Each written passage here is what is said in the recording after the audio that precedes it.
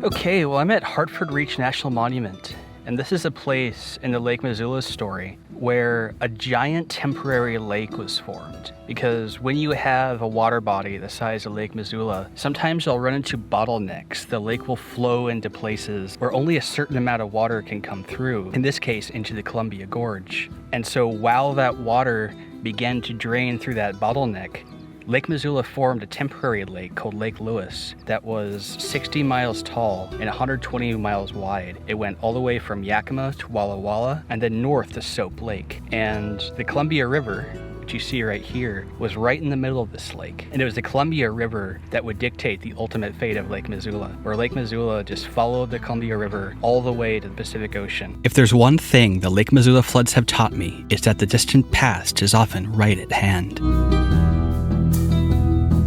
Stories of the ice ages surround you, and they whisper to those who listen.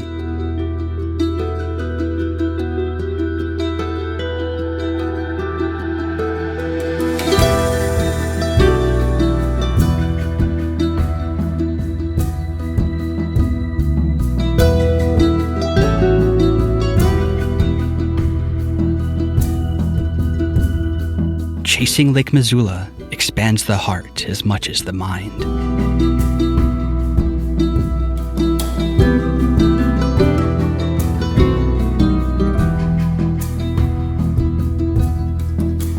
Playing in the sands of time.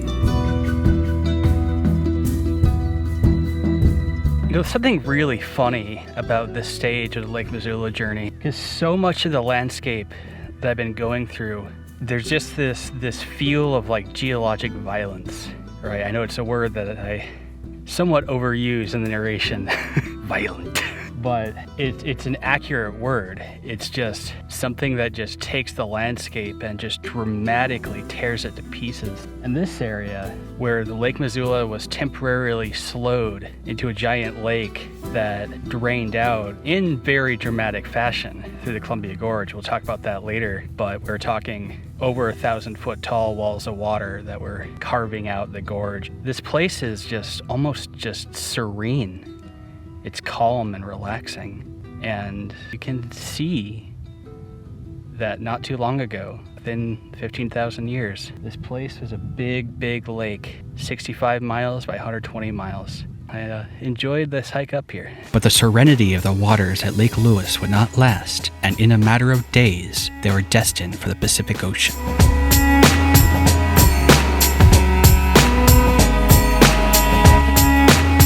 Next time, we hike a remarkable hillside where the drama of the floods can be seen on one side and the stillness of the world missed by the floods can be seen on the other.